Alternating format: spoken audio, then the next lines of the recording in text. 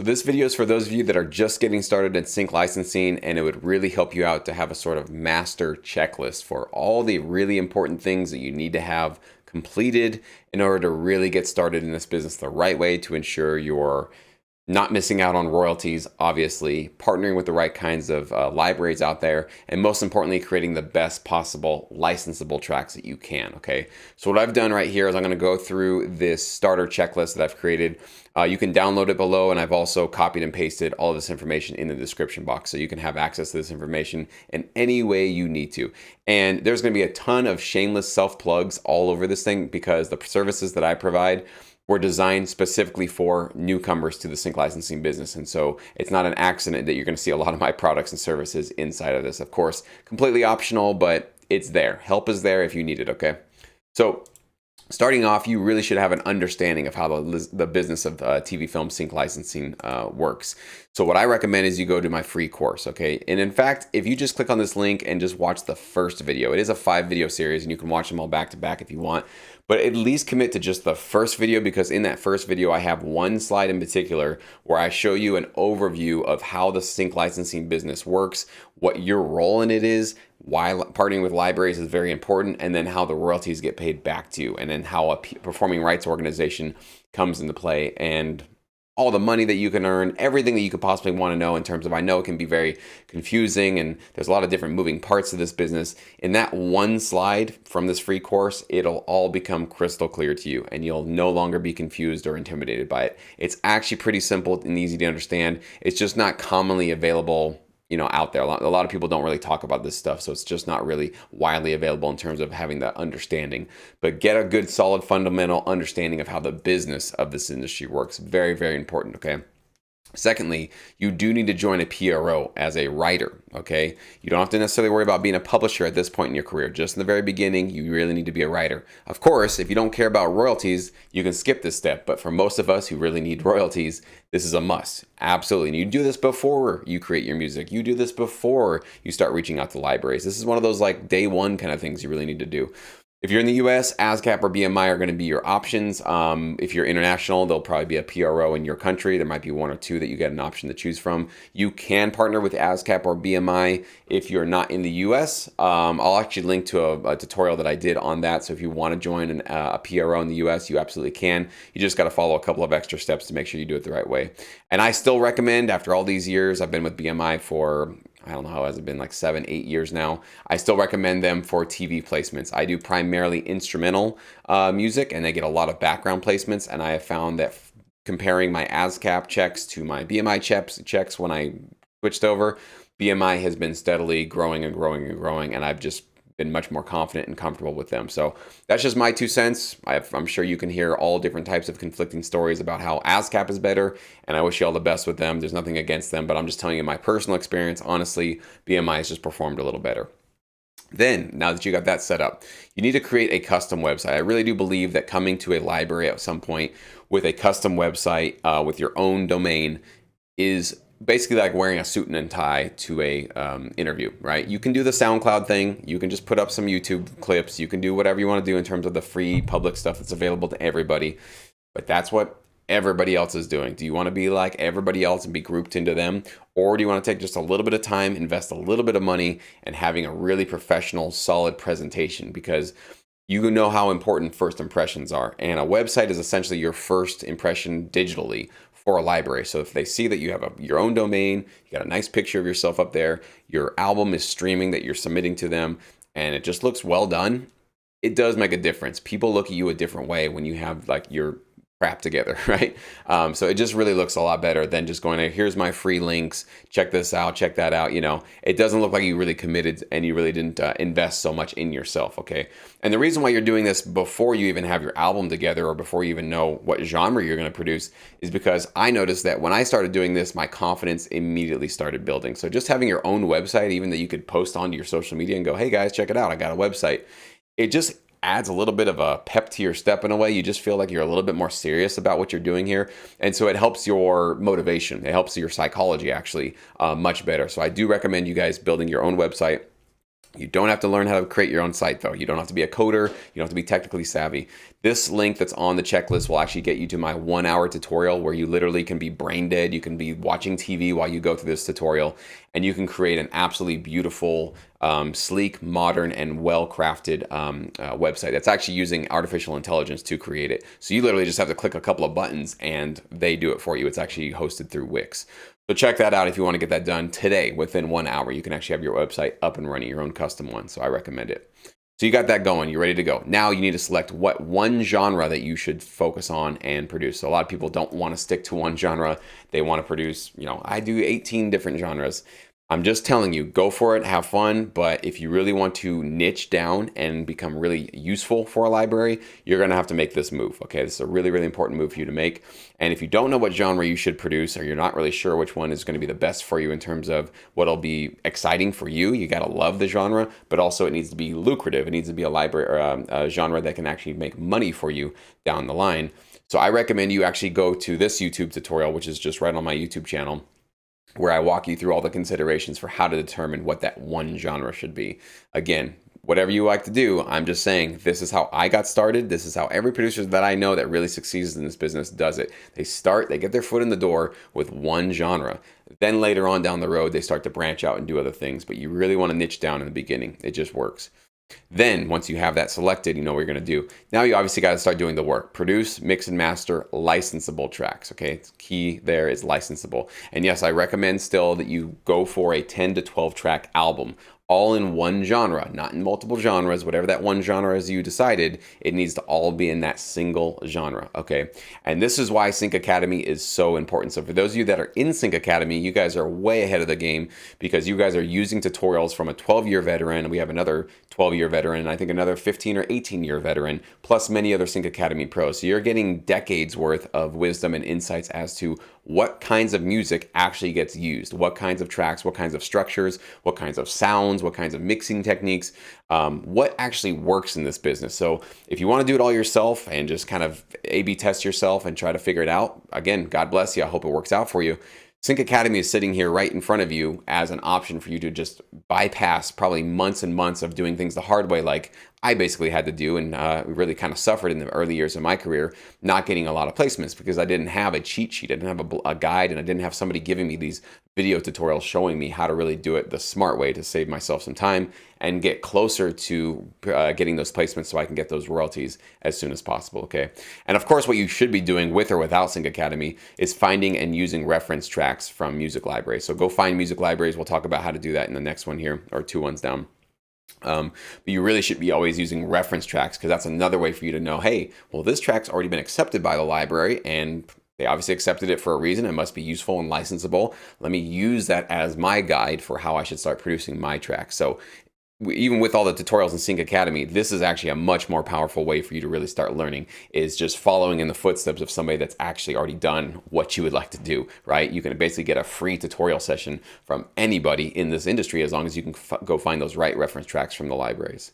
Then once you have that done, you're going to need to obviously learn how to create alt mixes, cut downs, metadata, right? These are all the sort of deliverable assets that you're going to have once you submit and get accepted by a library. So it's better that you have this stuff now and understand it before you get accepted by a library, because you don't want to get that acceptance letter and then they say, great, give us these cut downs, alt mixes, and here's the metadata, and you go, oh crap, I don't even know how to do any of that stuff and how do you do it the right way, and there's going to be a lot of questions you have. So I think it's a smart move to earlier on in the process learn how to do all that. And of course, that's what Sync Academy is there for. Okay, so all of you guys that are in Sync Academy, you have access to all that in the courses. You just type in any of those terms, alt mixes, cut downs, metadata, and we have tons of tutorials on these topics so you can actually follow along and see how professionals do these things and execute them right the first time. That's the key thing, because if you send alt mixes and cut downs or even metadata and there's errors and problems, and then the library has to keep coming back to you and saying, hey, you didn't get it right, do it again, your brand in their eyes starts to suffer a bit, and they don't see you as that reliable professional producer that maybe they want to invite into their inner circle. So this is the kind of stuff that you should really have in your belt, under your belt, before you get submitted to libraries, right? Now, once you have all that done, this is where the, fun and potentially scary part is for a lot of you guys, is now you want to find those 5 to 10 libraries to start to think about submitting your tracks to, okay? So how can you do that? I've talked about this many times. Obviously, a Google search is the quickest, fastest way you can start doing it right now if you want to do it all on your own. Type in something like production music library, TV film music library. Some of them are easier to find than others. They're not necessarily in the business of being discoverable by Google and by search engines. So they're not really going to be like top of the list. You might have to go through pages and pages and pages to try to find a lot of them. And some of them you might not even find at all because their websites just were not set up for discoverability. They don't really care about people accidentally discovering their website. They just need to set up a site so that their clients, their TV clients, ad agencies, music supervisors can work with them, right? So it just depends on the library, but that's definitely the first thing you can do 100% by yourself if you want to start doing your own research and try to find them. I have a music library directory. If you're not aware, I will link that below as well, and you can get it within this, where you can get access to 300 plus companies. These are all different types of libraries. Okay, so there's some exclusive, there's some that are boutique, some that are really large corporate ones. We have non-exclusive ones in there. We even have some royalty frees. So we have all over the place every type of library you can think of that can actually help you monetize your music. It's really up to you to go through them. Obviously, go to their websites, check them out, decide which ones you want to work with. So even though I'm whittling down your Google searching with this does take some time because you're gonna have to go through and find out which one of these is a right fit for you, okay? Now, if you want the fastest possible option, it is SyncEdge. That's where I give you my personal recommendations, and it's a much smaller list of libraries. At this point, we're up to around 50 or 52 libraries, so a much smaller number. These are much more vetted. These are the ones that I've personally researched and I've looked into myself, and I also, a lot of them have actual anecdotal stories from producers that are working with them and telling me that they're getting placements and it's actually working and they have great things to say about them. So these are a lot more vetted, these are a lot more proven in the business, and they're also broken up by genre. So whatever genre you selected, right, because we did that before up here, whatever genre that you did select, you can actually go through with SyncEdge and decide, okay, well, I want to do hip hop rock. You can actually go through and find which libraries I think are better for hip hop rock and decide if you want to submit to them, okay? So now that you got those 5 to 10 libraries, you got them written down, you got their contact information, you know that these are the ones that are best fit for you. That's when you want to start submitting your brief, short pitches, not a life story pitch, to the preferred libraries one at a time. This is the most important thing right here, right? We're not going to spam all 10 libraries at once or all 5 libraries at once. That's not a smart way to do it, because you could be getting in this position where all 10 of them come back to you and say, yeah, we'd like to work with you. Well, you just now made 9 enemies on day 1 in this business. Not a smart way to start your career, okay? You really should just go one at a time. Pretty much give each one 1 to 2 weeks to respond. If they're really wanting to work with you and they're available to want to work with you, they should get back to you fairly quickly. Most of my SyncEdge members get responses within 24 to 48 hours, like really, really quickly. So if you're not getting anything within a week or two, I would just move on to the next. It's not that they might not come back to you a month or two later and say, hey, we got busy, we couldn't work with you. But I don't think it's wise, obviously, for you to be sitting around for 2 or 3 months hoping that happens. If they're ready, they like your music, they're going to get back to you within 1 or 2 weeks, okay? And now if you don't get that response from the first one, you move to number 2, number 3, number 4, number 5, right? You just keep moving down your list till the end, okay? Then hopefully on one of those, you're going to get accepted because you have licensable music. You submitted to them the right way. You've got your library. You've got your website. You've already registered with your PRO. You've got great mixes, great masters.